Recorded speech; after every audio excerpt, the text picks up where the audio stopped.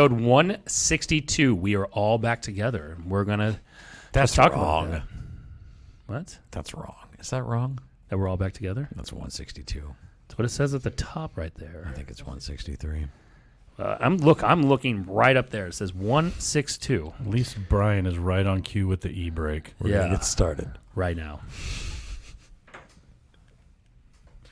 Or right now. Or right now.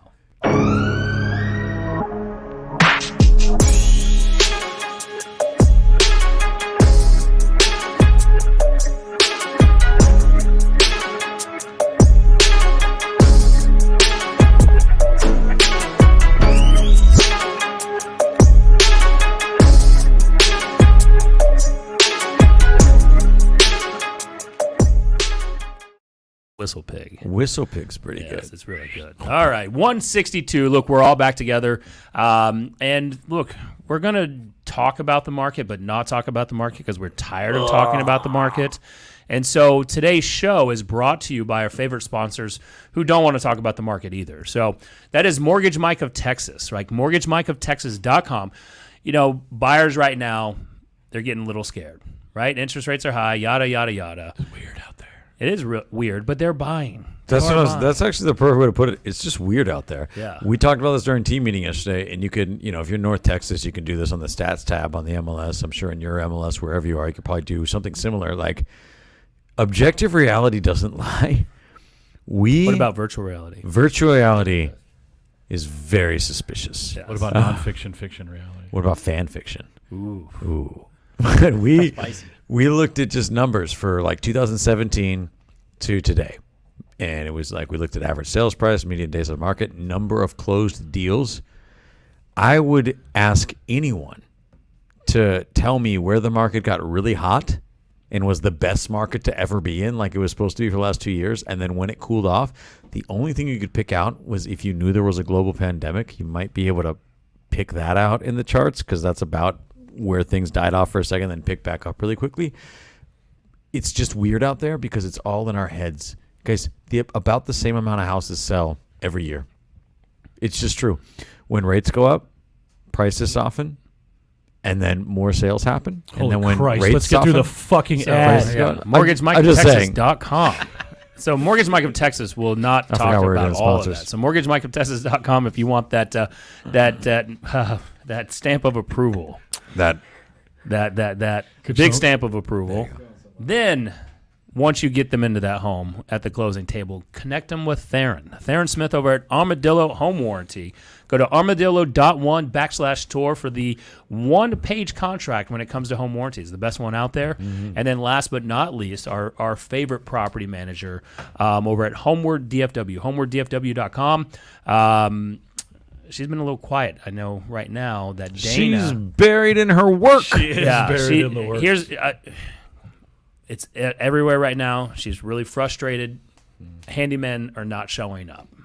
So she's looking for handymen. Handymen. We would take handymen, women, aliens. We don't care at this point. Yes. Anyone who can do minor works around the house. Yes. Yeah. So homewarddfw.com for the best property management company here in Dallas-Fort Worth. What is it about that? The certain trades in real estate that are almost like capturing unicorns. I remember when I first got into real estate, like a plumber. Like, because it was so hard to find plumbers, and I was working Lake Highlands, a lot of those pier and beam houses. So you always needed to get like plumbing consults on the cast iron stuff. Yeah. And it's like as soon as a guy started hitting and his plumbing business took off, it's like he was just way too busy for whatever shit business I was bringing him. And I feel like handymen are the same way. I'm like, I respect it. Like, go with whatever your business is, but it seems like it's so hard to find handymen and plumbers. Think of it this way: like, you get into the business. It's like any business you start. You will go do anything for free. Right. Plumbers, electricians, roofers, handymen will come out. They'll quote the job. They're like, just quote. And then you go to a real estate agents. The real estate agent uses contractors as their personal assistant when it comes to just giving bid quotes, knowing they're not going to use them. Dude, 100%. That is a really good point, and I have been guilty of that, right? Like, because you're trying to help your client out. You know the client probably isn't going to want to do all the work. They're just being a pain in the ass about the inspection report, and they want you to go ask for as much stuff as possible. And so you're trying to get people over there to get proper bids. This is actually an argument I've been in on the real estate group before about whose responsibility quickly as I think it is to get bids. So me as the buyer agent, I'm trying to get all these bids on my client to make this educated decision, knowing that A, the seller is probably going to say no to the majority of this crap, and B, they're not really going to do it even if they get it asked for, because they're going to move in and be like, oh yeah, this isn't a big deal. I don't know why that was such a hang up for me during the inspection part. Have you ever done it that way though? Because I see your point in doing. Nate's on the show today, by the way. I am. Yeah. I haven't even let him talk yet. Yeah. We, Nate's been here. do you? I see exactly what you're saying with it is the person who's asking for the repairs responsibility to get the bids.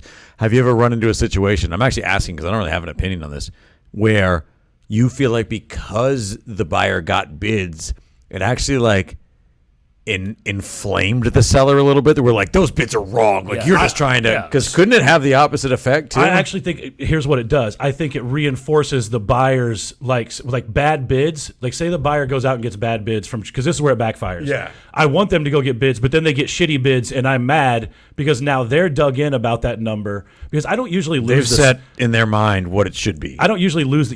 I don't usually lose the seller in that conversation, but because I can't control the other side of the conversation, I lose all the good faith on that, and then they'll come back and be like, "It's 10 grand, or we're walking." Well, that's because what I feel like not need 10 grand. what the natural progression could be sometimes is like the buyer go gets a bid and the seller doesn't like it, so then they go get their own bid, and then the buyer doesn't like that. But the only reason the buyer didn't like that is because they got their own bid and set a precedent for what it should be, and now you've got this disconnect where the seller wants to do it the cheapest they can, the buyer wants to get it done really well. Yeah. Right. And now there's this gap. Like, I don't know if that always happens, but I see that being a potential thing. Right. No, it is. I mean, that's the there's two. Also, it's real estate. Nobody acts rationally. Yeah. It's two things. It's like normally, and we're going to start seeing this more and more with being able to negotiate again, is that, a buyer comes in, let's call it 30,000 under asking price. And let's call him Jeff. Let's call them Nate. I do. Right. Let's call them this buyer's Nate. Nate comes in 30,000 under asking price. And Nate. Your seller is like, "No, Nate, I'm not taking that, but I'll agree to come off 10,000." Nate's like, "Whatever, okay." Nate knew whatever. Nate knew he was being Master ridiculous. negotiator. Then Nate goes and gets repairs. Right, he goes and requests repairs, and it's magically $20,000 that he needs a credit for. Always how that works. Nate's so obvious with his amendments; he just lines it up perfectly. We've seen that so many times where they then go try to make up the difference, and they just go to their contractor, their handyman, whatever it is. It's like, just find me $20,000 worth of work. I at least respect the people who will go and get an accomplice in this ridiculousness. The worst part is when you get an email from the other agent. You're like, "Hey, what is this for?" They're like, "Look, they just really feel like they should repaint the entire house, and so they need $20,000." And you're like, "All right, well." Nate, you might not remember this. This is real from like the normal market in 2015. You would have buyers that would request a credit based off of their emotions around how much something would cost. Like, I've done that. Like, there's just like a lot of. I've done that a couple times. There's just a lot of wood rot, and they think it's going to be 50 grand, bro. It's just the wood. But now they have something dependent on. It's like inflation. And it's like, bro, China inflation. Dude, termite treatment has gone up. Yeah, it's now $3 grand per room. Yes, it's like, now look. Here's the next big one that's coming. It's the air conditioning units. Freon is going away. Do you think Freon's gone? I didn't even think about this. This is the next one, because it used to be windows with all the seals are broken. Like needs all new windows. I'm gonna do a repair amendment. Here's the thing that real estate agents do when they know they're asking for too much is they kind of try and make it playful. They're like, "My buyers, don't shoot me. I'm just the messenger." I'm gonna ask for way too much in repairs, and then I'm gonna put at the end like, "P.S. Thanks a lot, Bin Laden," and I'm gonna make it funny like that. Yeah, that's whenever you small talk them, and then you small talk them, and then you're like, "By the way, I sent you an email," and then you walk away from the phone. I hate you for this, because I'm sitting there thinking in my head like, "Sweet man, I'm working with an agent. This thing's gonna go smooth." And I open it up and I'm like, $15,000, Nate. Yeah. You just told me your clients had a small ask. Yes. I open it up and you guys are like, but it could have been a small ask because he probably talked him down from 30,000. Yeah, that is true. So it's like it's all perspective. What's small? I had a closing today where I think the buy side of the transaction. Both of the closings today were with dudes named Justin, and both of them were awesome. But I think of one of the Justins, cool day. I think he was having his clients in the background who are probably just being really overzealous in some of their requests as far as like how much they wanted to see things and double check on things. And my clients were having a problem with it, and I'm having to do that delicate dance in the middle where we know it's really no big deal. Just let them stop by the house one more time. But the other people are being tired of it being inconvenienced. And the people who are buying the house think it's the biggest deal in the world that they get back in there and measure the refrigerator. And all of a sudden you realize that you're just trying to keep full-grown people from being like mad at each other over a 30-minute window. From acting like this is a daycare and somebody took the other person's toy. And I feel their pain because I'm also like, the other agent on the other side is like, hey, man, could you ask your people if we get in today for like 30 minutes? And I'm like, geez, dude. Right? You can tell neither of us want to have this conversation in the middle. And we're both going back to the other side, just trying to frame it up however it is to keep it copacetic. Well, we've had one. So we've had one in the past that the listing agent forgot to send an exclusion for mineral rights. Okay. Right? And so we're in the middle of the transaction, and all of a sudden the agent sends over like, oh, by the way, the seller wanted to exclude those. So was it like real valuable mineral rights or like? I mean, probably no. Nobody's coming. Yeah, that one's drilling on Daniel Day-Lewis from There Will Be Blood is not stopping by. You know, that 1/10 of an acre lot. No one's drilling. Okay, on so it's like That's- one of those. Hey, that's pretty valuable. Though. Yeah, so we just say like, look, the buyer would like to retain those. Like it wasn't set up front, and then the listing agent wrote back was like, look, I messed up. I messed up on this, and is there any way? And so, we're like, what do we do? And like, well, we just ignore that email. Yeah. because at the end of the we're a week and it would be a week and a half from closing when we got that email. Oh, and by the way, it was a VA loan. And now we'd have to go back to the seller to request some VA required repairs. So we're like, do we just ignore the other email that listing agent had sent, and you just send over per the VA loan that's required that we need to have this wood rot taken care of? Right. That's so funny. That's actually, I mean, we're kind of just BSing around today, but this is actually very good tactical advice. In moving into a market where you're actually going to have to negotiate quite a bit, make sure you're starting every negotiation from a place of, we are on the same team, me and you, the other agent, and we're trying to get other grown people to agree on something. The second you do the thing where you're like fighting for your clients instead of just having a conversation, things get real off the rails. No, because here's what usually happens, right? You draw lines in the sand. Each client becomes assholes. Yes. And then all of a sudden, like one party will be like asking for a request, and then the other person will be like, absolutely not. I will never. And then you go back and I'm like, I'm so sorry they said no, and they listen. The agent gets pissed. Yeah. Then everyone's heated, but then your client on the other end needs something.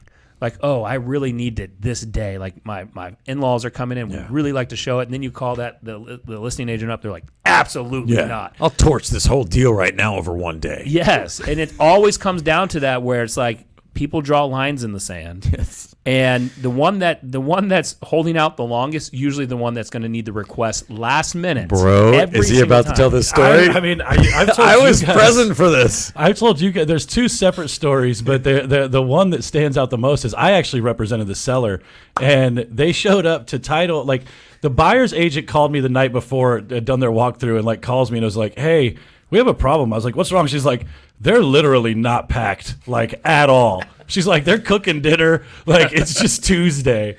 And I'm like, all right, let me see what's going on. It had been a particularly difficult transaction. Like I'll just be straight up. I do not get along with all of my clients, right? Like, I don't.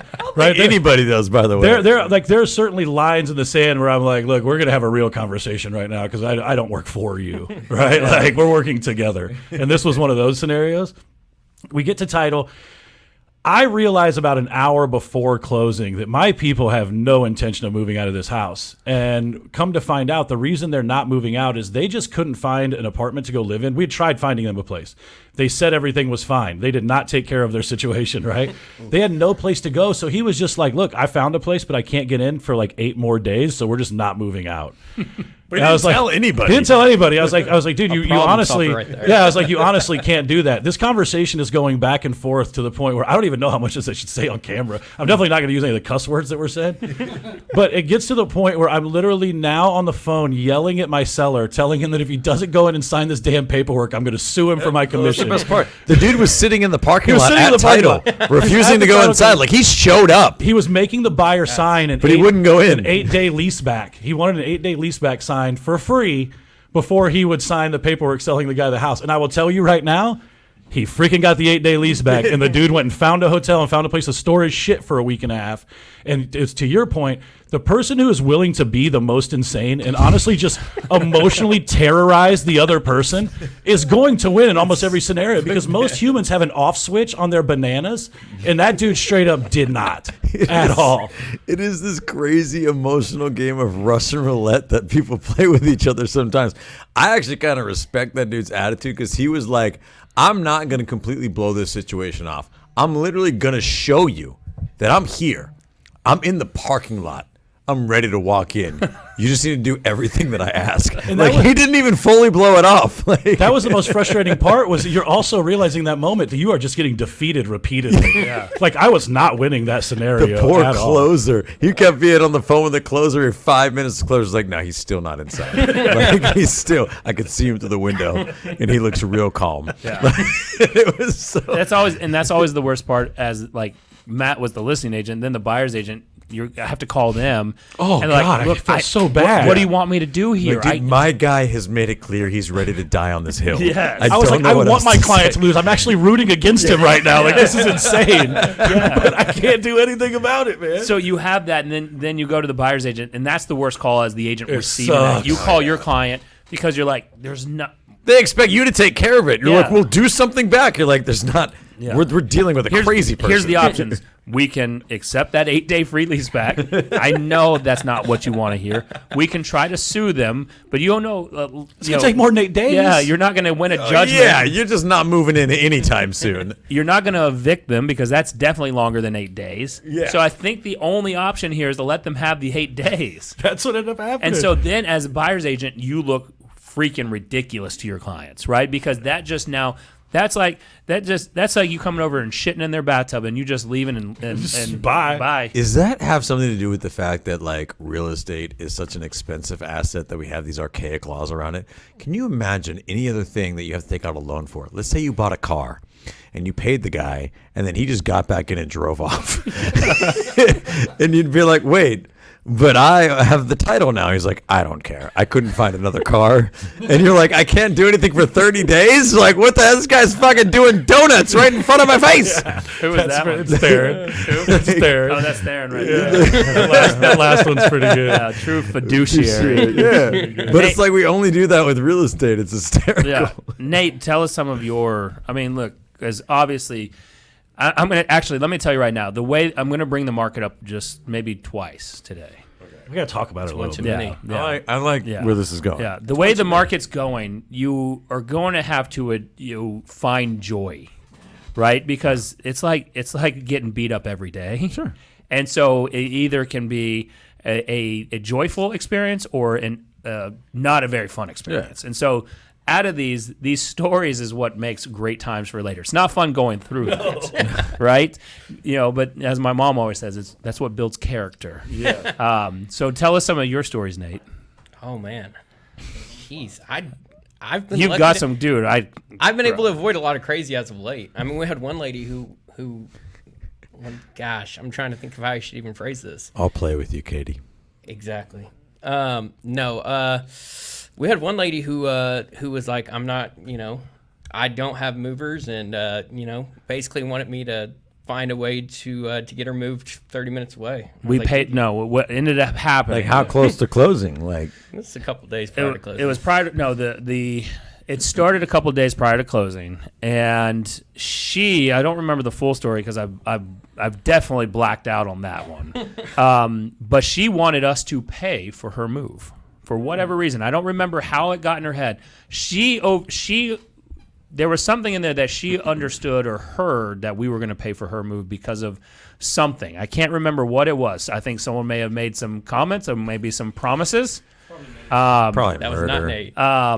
About paying for a move, and she stuck with it. And it was not in writing. I would never pay for a move, especially all of it. There's ways that we could probably work something out. It was not cheap. Nate's probably doing side deals. He's doing like, I'll sell your house or I'll pay for your move. And she thought he said and maybe he did because he was still refining his scripts. I do need to say, finding movers a day before somebody's got to move, not cheap. Yeah. Don't do it. Not recommended. And it shouldn't be, by the way. And she was not. Here's the thing: if that didn't happen, she was not moving out. No. She was not. I believe moving there are out. some people who just don't care. This is a weird trap door in real estate that sometimes opens up on you almost by omission. I had a client like this recently who, like, literally the day we were like going over to take the pictures, he looked at me, he's like, "Where's all the staging stuff?" And I was like, "What do you mean?" And he's like, "You're not staging my house?" And I was like, "What are you talking about?" It's like, first off, did we have a staging consultation? Like, was there anything leading up to today where you, like, somebody came by and talked to you another about these person types of talked things? about Like, this? there were so many leaps in logic that he made based off a comment that I swear to God never happened. Right? But again, I didn't record our conversation, so I have no clue. I ended up investing a few $100s into some things to get the house ready. And then spent about $800 on photography to make it the way That's it? Well, but here's the thing: is we're talking like a couple of bar stools and some bric-a-brac around the house, and then like another like $800 to have the photos reshot the way he wanted. It ended up being like, because the team had already paid for everything. He wanted all this stuff redone, and I'm trying to balance the referral partner side of it and just like make the relationship right. And like I just stumbled into a trap door. It's the same thing as when I lost a $800,000 listing a couple years back because I didn't offer staging because I didn't think they needed it. And they were like, the only difference between you and the other agents, they talked about staging. I was like, your home is beautiful. You don't need it. And they're like, yeah. But they have it. Yeah. And I'm like, I just lost by not knowing what. Which is crazy because, like, for bring every up. person that wants that, there's also a person that if you even mention it, they're like, you don't think our furniture is amazing? Like, All I'm why hearing would you is even that- talk to me about this? All I'm hearing is that being an emotional terrorist, you win a lot of times. Yeah. Like that's the moral of today's podcast. Kind of think Bro, that's and life in that's general. not even just in real I estate. think that's kind of everywhere, bro. That is super true. Okay, And so wailing mummy mode from the cheap seats. You is, might not producer have Jesse. this story yet, though, and this is actually a fun little insight into how the market's been for the last few years. Because I know all three of us, and even Jesse, young Jesse, has this story. What is the biggest amount you've ever had to pay yourself for a mistake you've made in a transaction? $5,000 for that move. Yeah, that one was an expensive one. I don't know if it was $5,000, but it was definitely a couple thousands. bro. It wasn't over 3, but it was definitely over 25. I've it's less than 2 and more than 1,500. Okay, maybe don't put price on it. What's like the biggest like lapse in like I just effed up and I got to take care of this? Okay. Where it was like it was so easy to take care of earlier and you didn't do it, and then it came back to bite I've got you. the- Like I've got his the is, trump I card. know his. I know mine. What's yours? Working with my dad, I should have just avoided that one. Working with All right, don't work with family. Okay, Yeah. that's fair. But like, what's the thing where you're like, I'm buying that because I totally screwed up. I've gotten lucky on a couple as it being not as big of a deal. The biggest miss that ever happened, that I was involved in, was I sold it. He actually just bought a second home, but I sold him this client his first home, and it was a pier and beam house, and it was a flip. And they had added a half bathroom like off the kitchen as part of like an old utility room. And the inspectors crawled under the house and looked at it. And fortunately, the inspectors did make this right in the long run. But legitimately, they didn't connect any plumbing to the bottom of the toilet into the ground. So that toilet was literally just being flushed and then emptying into the crawl space under the house.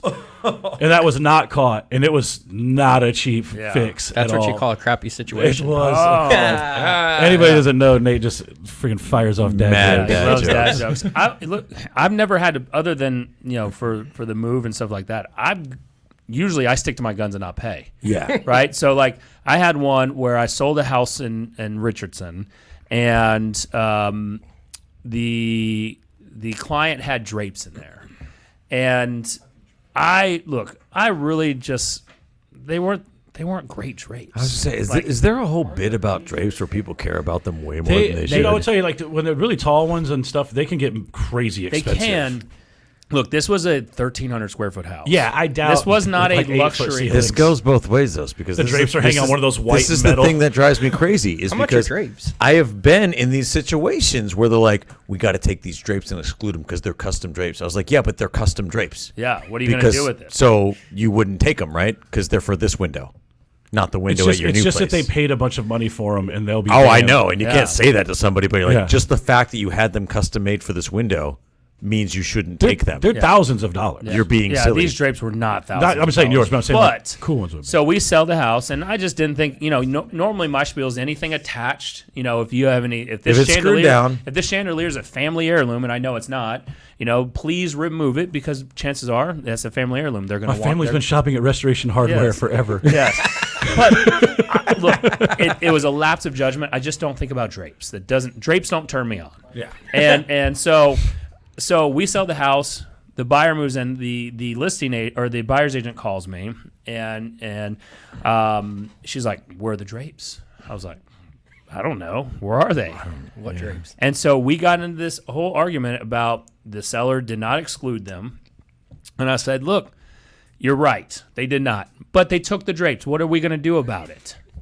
And I was like, and it was a single guy that bought the house, and I can't remember the lady's name. I said, really? Are we really? Is this guy, who's fighting for the drapes? Is it you as the agent, or does this dude really want these drapes? Guy's like, this is the only reason I The bought guy this probably house. told his agent, "Hey, those drapes are gone." And she's like, "They're not supposed to be gone." He's like, "It's not really a big deal." She's like, "No, they right shouldn't here. be gone. I will be right back. I am going to fix this." Yes. Back with the So I drapes. said, look, we've got several options here. You can drop it and move on. Your client can sue over the drapes. I don't think it's worth it. Yeah. And so she was pissed, right? As the agent, she was pissed.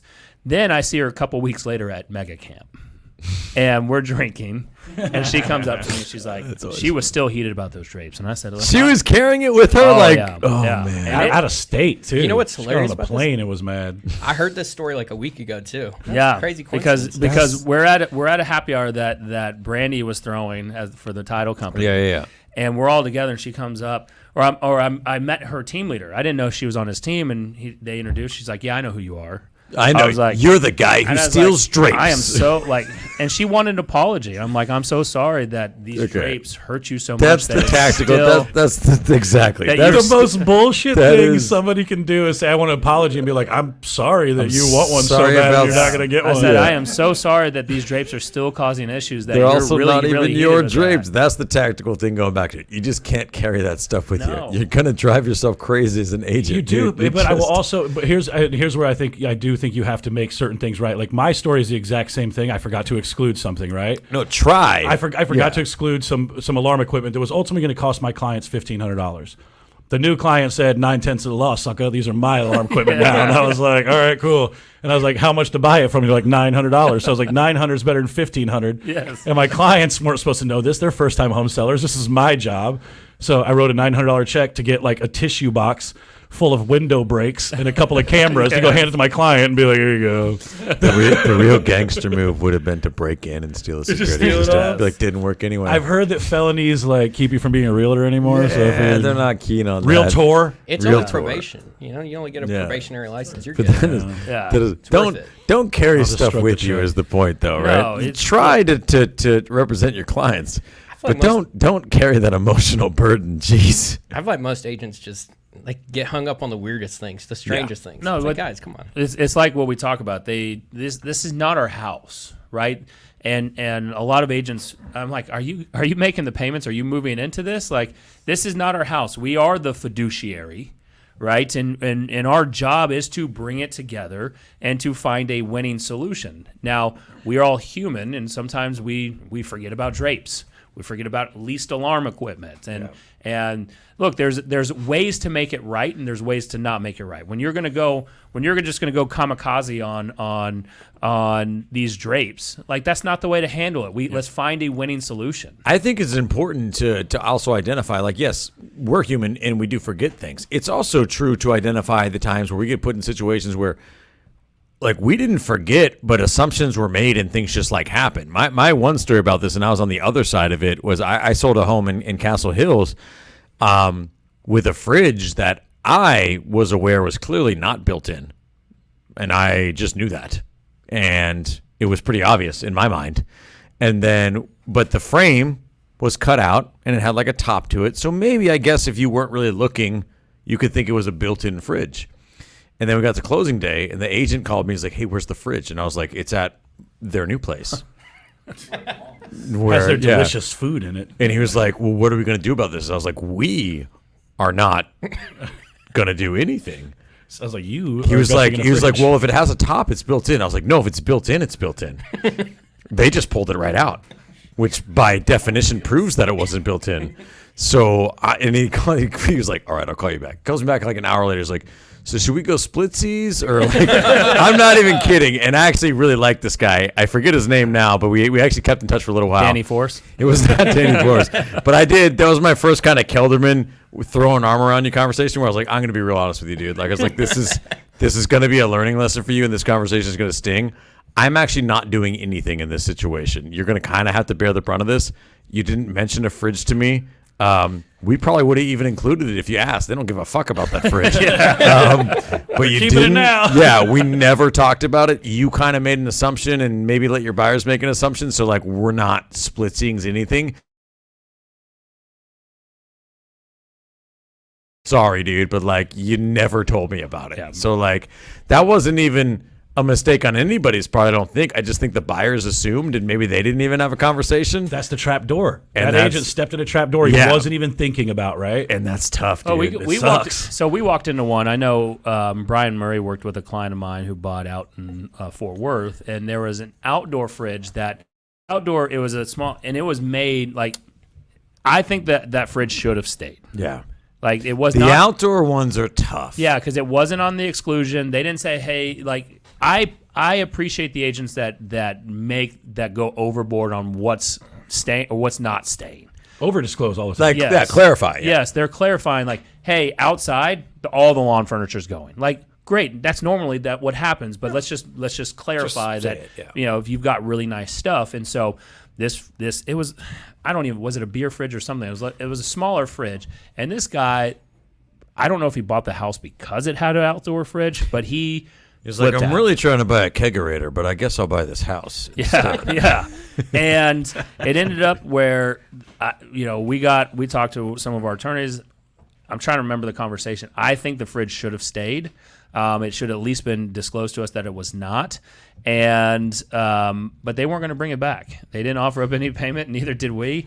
And we do this high school mascot thing where we steal the other high school's mascot and won't return it. We do this with houses. We're like, we're not bringing the fridge back. yeah, it's like, or at least just then give us some money, right? And so, I mean, that client definitely still brings it up about that fridge. It would sure be nice to have that fridge. Every time we meet with him, we're no. like, does he do it like underhandedly? Every time you guys have lunch, he's like, drink's kind of warm. Here's one of the Yeah, that's passive aggressive. Here's where Nick's 1,000 times stronger than me, though. I can only deal with the man. I wish I had that fridge about 2 times before that bitch shows up on his door. Yeah. Christmas one day. If this will just stop Like, you here's from your being like fridge, this, man. yes. Like, I just joke, yeah, it would be real nice. I think kept beer super Nick will cold. do that till the end of time, dude.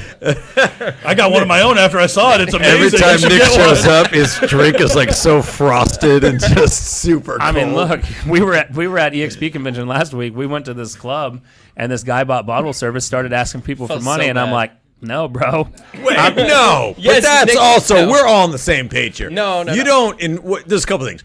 You don't invite people to places. He didn't You're like, invite hey, do you us. want He to? didn't invite us. No. But I'm saying, like, in general, because you're not I like, already hey, know how you guys got it. you're not like, hey, do you want to go to this concert with me? And then you're like, yeah. You're like, all right, it'll be $4.50. I gotta like, you agree don't with do that. said guy, 'cause And you Hold on. also, you don't offer to buy bottle service and start hitting Hold on, people up. Force, let me explain. They the got in situation. on Nick- coattails of girls. No, we didn't. No, we didn't. There might be more to the story. Okay, so said guy goes and gets a table. It didn't even know where he came from. And there's a guy that we all know, great guy, but he knows how to work people. We'll go ahead and say it like that, okay? And so homeboy ends up spending like an absorbent amount of money. 7 plus. 7+ Golly. at a club in Vegas. And then he goes, said guy said I should come to the club, and that's why I'm paying for bottle service and getting a table. Do you mind pitching in some money? And I was like, crap, dude. Wait, like the more influential guy influenced another guy to come to the club and spend money? Yes. And then You got to be stronger than that. He looked like a deer in headlights. It got to the point where his first card got declined, and I'm like, oh my god. So he asked for okay. money, and I said, no, thank you. If I see somebody struggling like What's that it- got maybe taken advantage of, I might pitch in. But also, I was thinking in my head, the dude was just waving money around all Look, night. have you ever been taken advantage of and you dropped $7,000 at bottle service? No, No, I none have of us not. here have. I No, have no, a no. hard stop. It is way before $7,000 Yeah. of My being hard taken stop's like advantage $100. of. I think I've had bigger bar tabs that I've definitely like spent on, but I think the biggest one I ever woke up to was like $300. Yeah. Bro, I'm in Cafe there. Gecko in Addison. I've- I went back in there and they were like, "Hey, by the way, you walked your tab yesterday." I was like, "How much was it?" Like $314. I was like, "Oh my god!" You're like, why did I come back? I've Stop letting me woken, buy shots of Patron I've for woken people. up to bigger bar tabs that I chose to pay because I was dumb. I have not woken up to a bar tab that I was taken advantage of Yeah, that I is haven't more done than that. that. I Like, haven't done yeah, that. I've been put on the spot before, not to the tune of 7 stacks, bro. I will say there was numerous people that I saw, especially last week, that were paying just absorbent amounts, and then the next day would be like, "Yeah, that was crazy." was And I'm it? like, that's your only reaction. What's you don't the remember bit it. about that? What is like? We're all in our 30s. Nate's 15. Yep. But what is the bit about the Vegas nightclub spending more than $1,000? It's not even Vegas. It's just people do it in Dallas too. It's like, what's the point of bottle service? Just I can go buy the same bottle of Tito's at the liquor store for $27. Yeah, why are you gonna go spend $300 for it? I'm just not like. Give me a really good bottle of red wine and these guys and some cigars, and I'm fucking. I've never been in club heaven. guy. I'm just not. That's why I didn't into pay it. the money. I was with some other people. The closest I ever got to a clubs was Sips in Ames, Iowa, and Brett Lee would get a free pitcher of beer to get the dance floor started. Yeah. They had progressive captains that ended at 9 Free p.m. pitcher of beer to get But, like if we just get this guy drunk, this place will be 100%, bro. Every time. but everyone last week was spending all their closing money from the previous. Yes. Yeah, but not moving forward next year, they're not behind bottle service because the number one conversation was the market. Yeah, we're Constant. talking about this market while this poor guy's spending $7,000 on being intimidated by his peer pressure. That is true, 100%. It's going to be in Shreveport next year. Yes. But, and they're like, how are you handling the market? And I'm like, what do you mean? You just make phone calls. Show up. Right? You show up and make phone calls. You do this like I don't know. I got cut off earlier, and I was definitely getting too deep. But like, we're just I'm just like it is true, and I won't harp on it. Like this, everything's always the same. Forces affect different forces. It's weird, but yeah, You got to bring it back to you, huh? and about the same amount of homes sell with a limited variation every single year. Show up, do the work. You will be exposed if you were coasting. If you weren't, things will be fine. In fact, they'll be better than fine. Do you know how many agents got out of the business between 2008 and 2010? 17. Percentage-wise? 17 agents? Yeah, total. 17 total agents. I think it was like 48%. The ones that stayed in? But he said thanks, so that made Crushed it. I know. I heard Could that be somewhere. I 46%. didn't verify. I'd like to verify. Could be my sources. 84%. Maybe you switch the numbers. Could be. There's two future conversations that I want to have on podcast. Futurecast. Is number one, we're going to have on a lady named Sheila Fairjean, and she is running blockchain, and She's running blockchain? she's running a blockchain for real estate, and That's tight. there's some things that are happening behind the scenes that sounds like NAR and some of the MLSs are getting ready that DOJ lawsuit does not look favorable for real estate agents. So how do you think that works? How a lawsuit works? No, I think this plays out real bad. Yeah, I think ultimately there's gonna be turn it over to Nate for his HSO. yeah. I mean, listen, I'm not the expert to go to, but if you read on it, any seller that paid out buyer commissions can go back and jump in this lawsuit. Class action lawsuit. NAR could be paying out over $1 billion worth of fees. It's pretty intense. It's a ton of money. It would be really tough if NAR became insolvent because they do so much for us that I don't know how we would get on. What was that, Nate? That was my I totally agree. That's Yeah. a great statement. Nick and I actually talked about this privately off show. We do have conversations other than 3 o'clock on Wednesdays yesterday.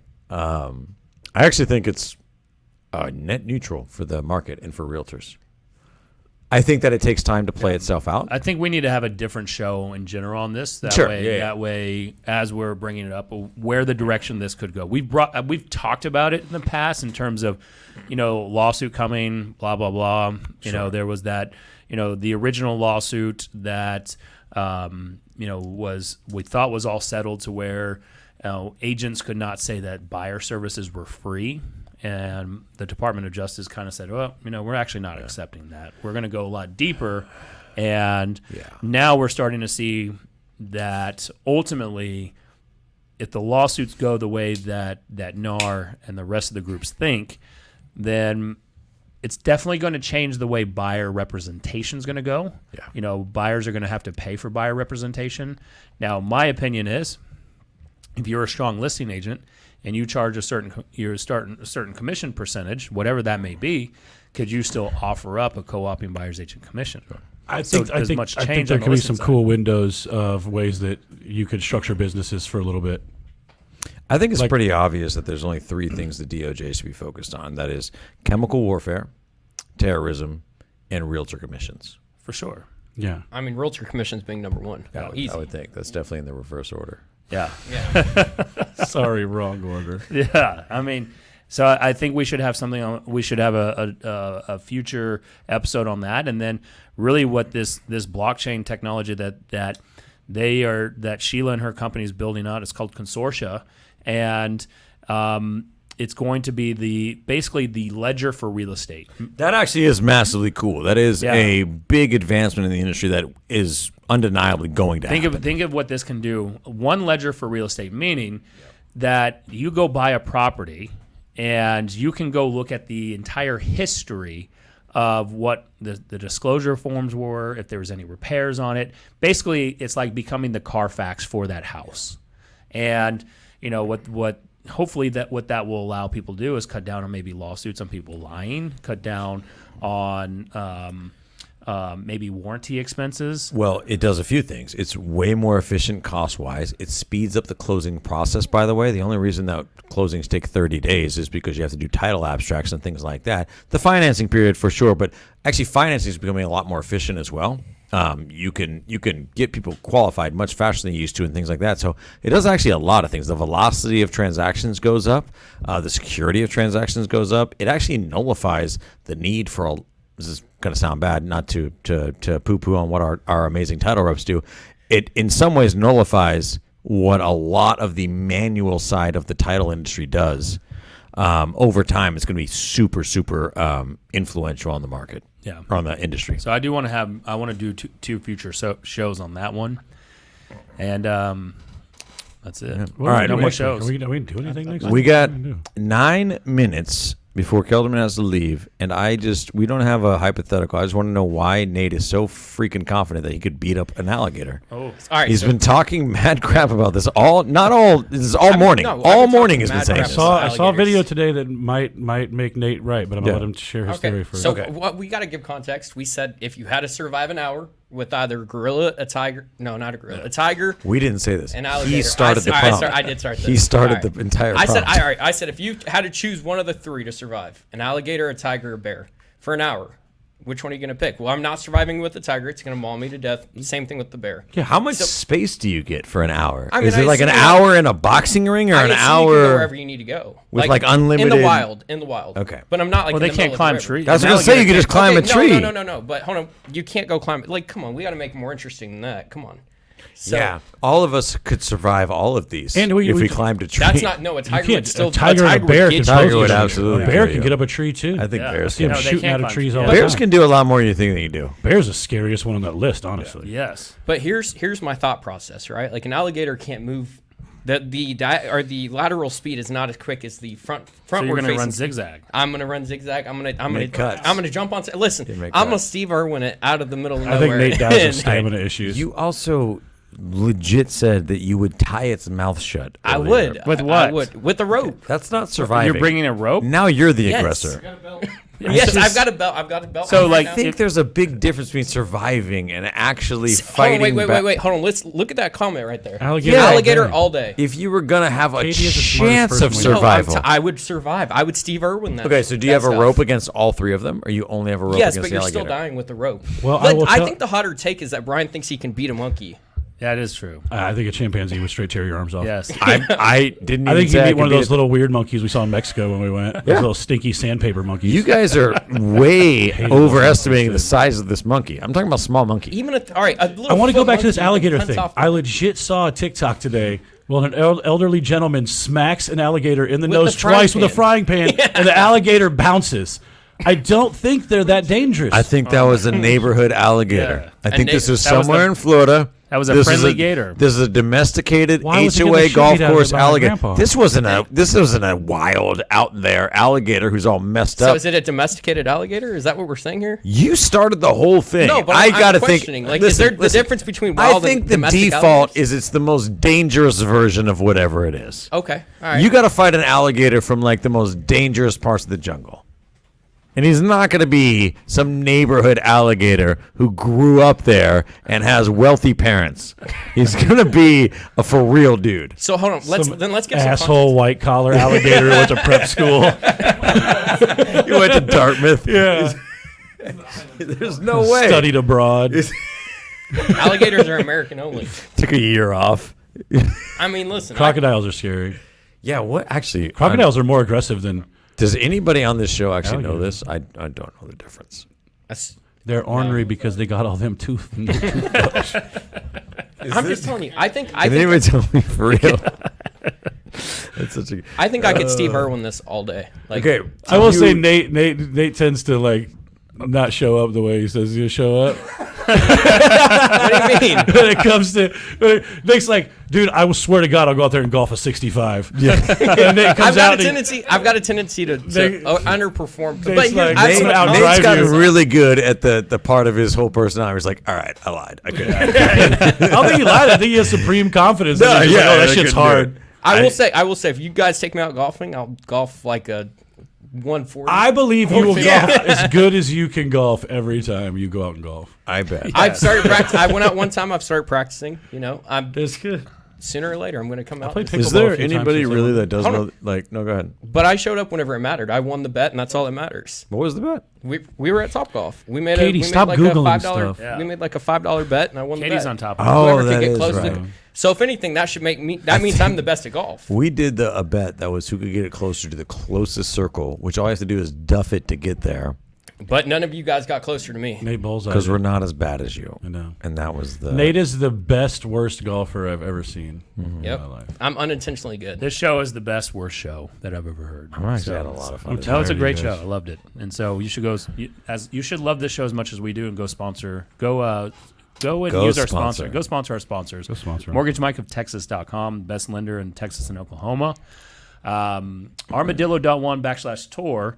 I'm not even gonna really say Armadillo because he was making fun of me on the show today. So Theron, Hard shell protection. Whatever. fiduciary. That was a good joke, though. That was good. Yeah. That was good. That was good. Yeah. So, all right, we made up there. All right, go use Armadillo Warranty. It's the best one out there, one-page contract. And then go over and talk to Dana. Make her life more hectic. Yeah, send her a handyman. She needs a handyman in her life. Send it for homewarddfw.com, the best property management company around. Dana was telling me the other day that she would really like for every person you talk to that says they might want to have a tenant, she wants you to send all of them to them, regardless. Also refer a lot of short-term rentals because we just got into that space. Yes. And it's not overwhelming her at all. Yeah. The more large properties that you Yeah. could send Dana to, like preferably like 5 plexes and larger. She said that she would love those. Yeah. And we're expanding to different areas. This is really just our overseas. friends. Different, She's hold on, ever wait, what watching. are the different areas? Paris, Texas. Yeah. Oh, yeah. Europe has I been do. fun. Yeah. We just took on our few first properties in Barcelona. Yeah. So, anywhere. Waco. Really anywhere. Waco. We'll do it. Yeah. She Further loves south. them in Paris. All the ones in Paris you send. We them know here. all the laws, codes, everything. Yeah. All right. I think we're done here today, Jesse. Yeah, Make for us sure. out of here. Thanks for watching the show today. Make sure if you're watching this on Facebook, you head over to our group, the only real estate group worth being a part of, so you can watch the extended conversation. If you're watching this on YouTube, make sure to like, subscribe, and hit that notification bell. And if you listen on the Apple Podcast, leave us a review. We'd really like it. So just do it. Do it. Do that over there. Go to this one. Then go to that one. Thanks.